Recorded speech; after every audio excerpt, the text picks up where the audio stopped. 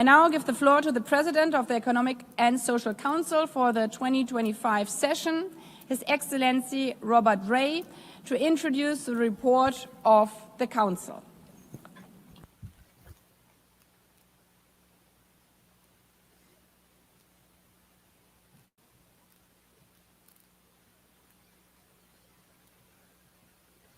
Thank you very much, Madam President. I must say that your comments and your introduction make it much easier for me to introduce the report of the Economic and Social Council for the 2025 session. The report, which is available to all of you, in addition to the document which we distributed right after the conclusion. When I first started EVE, I was a minor, and I was really tired. Provides a very good overview of the Council's work, including a range of sustainable development issues. If I may, Madam President, I'd like to take some time to extend my thanks to our excellent Bureau during this session. The Ambassador from Costa Rica, who I know is here, the Ambassador from Nepal, the Ambassador from Poland, and the Ambassador from Equatorial Guinea. We became good friends during this year, which was a very active one. We spent some time listening and learning from each other, and it was a completely enjoyable experience. I'd also like to extend my personal thanks to the teams at the Secretariat, particularly at UNDESA and DJACM, for their invaluable support to me personally and to the Council at large and to the members of the Bureau. Also, I think, although the people who helped me prepare these notes did not mention it, it would only be appropriate if I thank my own team at the Mission of Canada, some of them are sitting in the group there, and I want to just express my strong thanks to them for the great work that they did in allowing us to have such a fruitful and busy year. Just to go over a bit of the rhythm of the year, as you know, ECOSOC is elected in July, but our real sessions don't get really underway until the new year. This is the part of the calendar that is taken over by the General Assembly, so we're a little less busy in the fall, but we really get busy in January, and takes us right through to the end of July. And I know Ambassador Thapa is going to be looking forward to the full blast of that schedule, which is a fascinating one. Let me also say that we had very important milestones, such as the Summit of the Future, the 4th Financing for Development Conference. We marked 10 years of SDG implementation. We hosted the most strongly attended youth forum held to date. And we had the UN Science, Technology, and Innovation STI Week was launched very successfully around the STI Forum this year, and I know that's something that's going to continue into future years.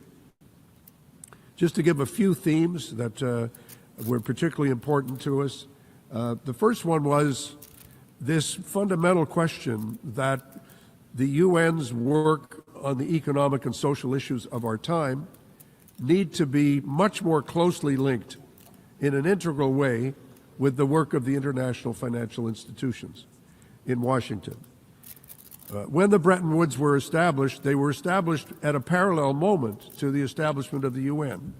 It was in 1944 and 1945 that these organizations were created.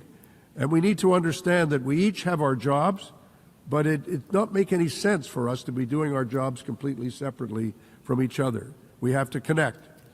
And so we've made every effort to connect with the IFIs, with the World Bank, the IMF, and the regional development banks. And that continues to be a priority and has to be a priority for all of us. We had a very successful biennial summit this year, and that was, I think, an expression of the amount of work that really went into building these relationships. We also carried on the work that was started by my predecessor, the ambassador from Chile, looking at AI as a permanent feature of the work of the Economic and Social Council, that we build a discussion about AI and the implementation of AI throughout the UN system as a key part of what we do. And that also meant advancing the SDGs, having some very successful meetings that we've had with the VNRs that have been very positive, and that's all been very good. We've had a chance to do some other things that I think have been important. And you yourself mentioned these, Madam President, in your very helpful report. Forced displacement and refugee issues. We have more people being displaced from home than ever before. We have over 140 million people who are now displaced around the world, and this puts tremendous strain on the humanitarian system, but it also puts strain on issues like migration and education, just to mention two that are key. We continued our focus on Haiti.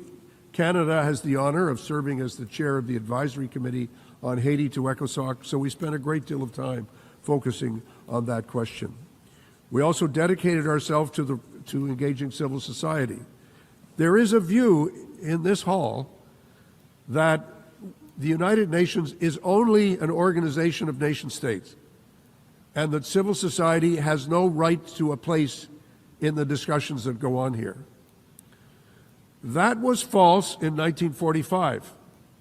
We would not have had the kind of charter that we have if it were not for the participation of civil society in the months leading up to San Francisco and in the San Francisco meeting. And ECOSOC is the key door in which civil society can enter and engage with us. And so it's exceptionally important that we continue to do that. I notice Writing a book is hard.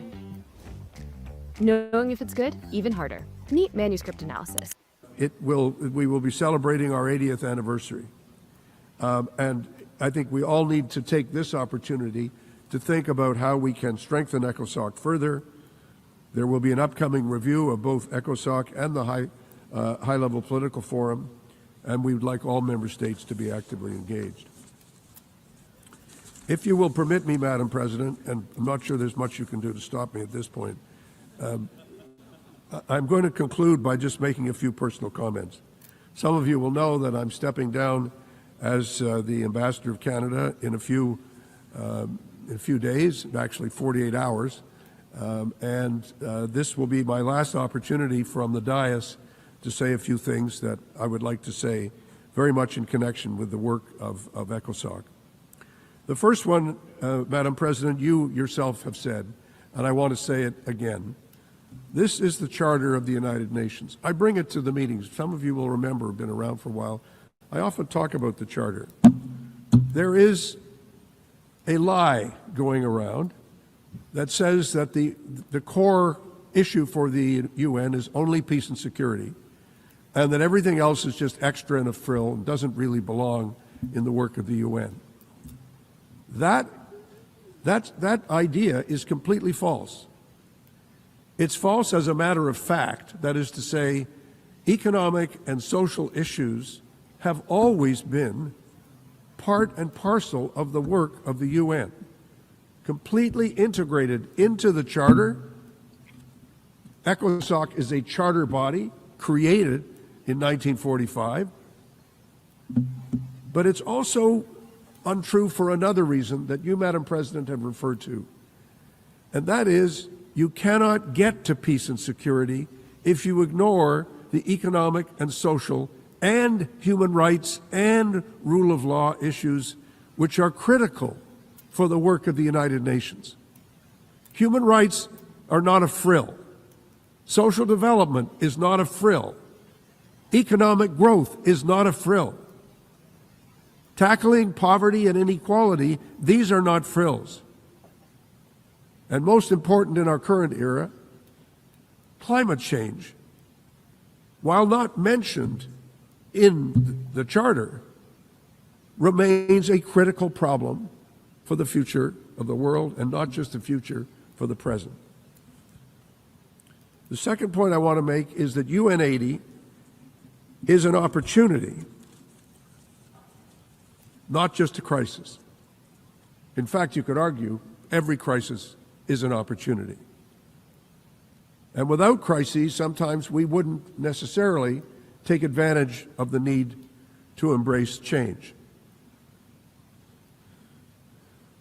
But in embracing change, we need to understand that part of the fundamental problem that we face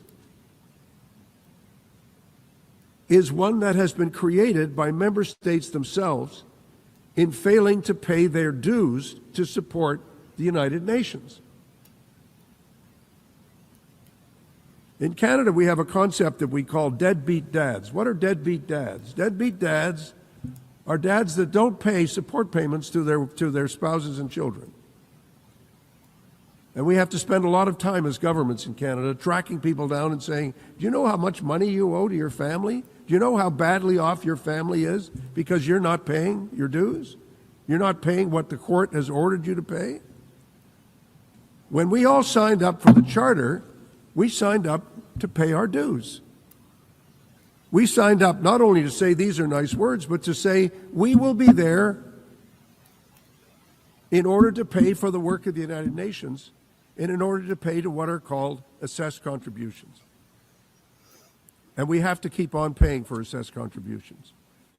We can't ignore the importance of assessed contributions. Thomas Paine wrote in The Crisis in 1776, a great American Democrat. He pointed out that in a time of crisis, the last thing we need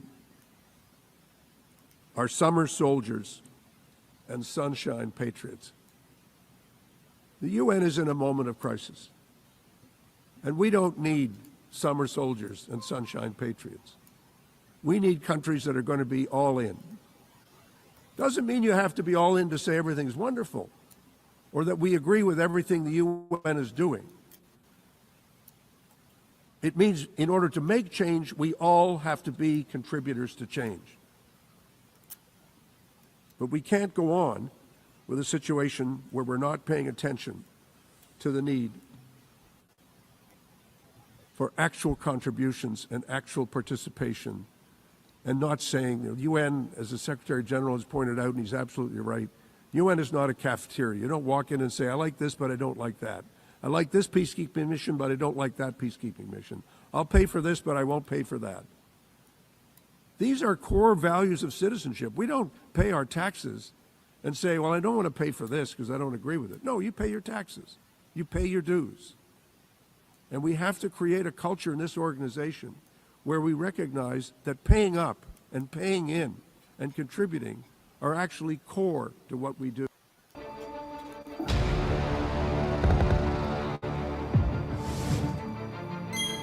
Are there too many resolutions that go on and on? Yes. Is there too much duplication in the UN? Yes. Is there even waste in the UN? Yes. But we can't create the framework to actually make the changes unless we're all in, unless we're contributing at every step of the way. The third point I want to make, Madam Chair, is simply to say this. The truth matters. Truth is real. Some things are true and some things are not true. Some things are information, some things are misinformation. Some things are facts, some things are lies. And I've tried to make a point from this podium and in other statements and ways of acting in this assembly to say we should not be afraid to tell things as they are and to be as clear as we can in expressing our differences respectfully, in a mode of civility, but at least having the courage to say these things have to be said. Climate change is real. Human rights are important. Getting away with things, impunity, is a bad thing. Corruption is a bad thing. Criminal gangs are bad things. Terrorism is a bad thing. There are good things and there are bad things. And that's why we need structures of law and structures of enforcement that help make things better. My last point is about courage.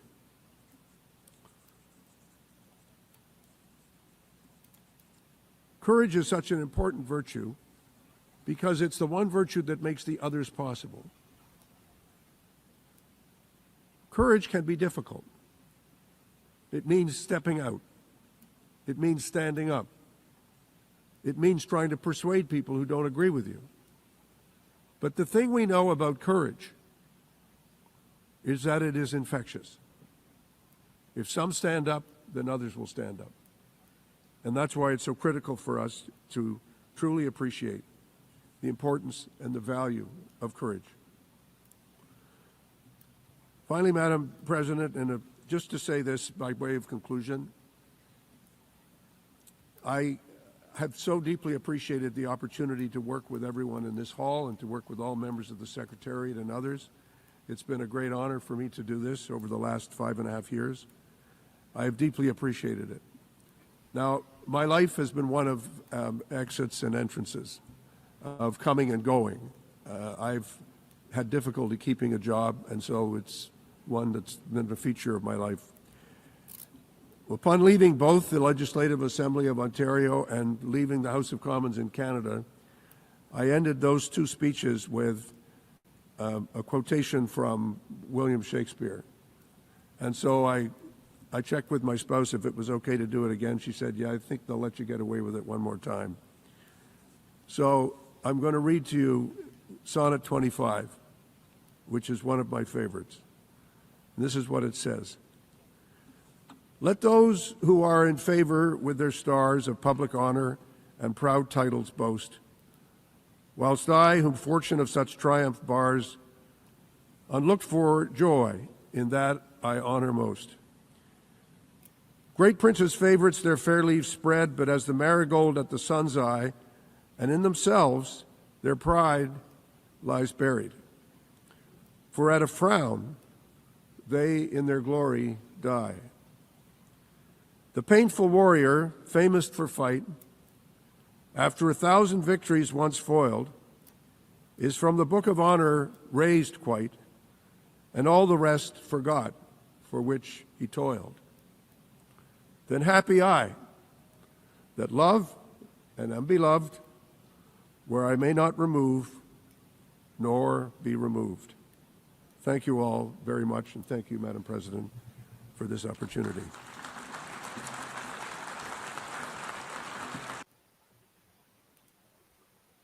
All right, that was Bob Ray giving his final speech as Canada's ambassador to the UN. If you appreciate these little updates, please leave a like and follow, subscribe. And for those who earlier who said you would subscribe and like, if I said 6-7, 6-7, we'll be back. Thank you for your support. Bye-bye.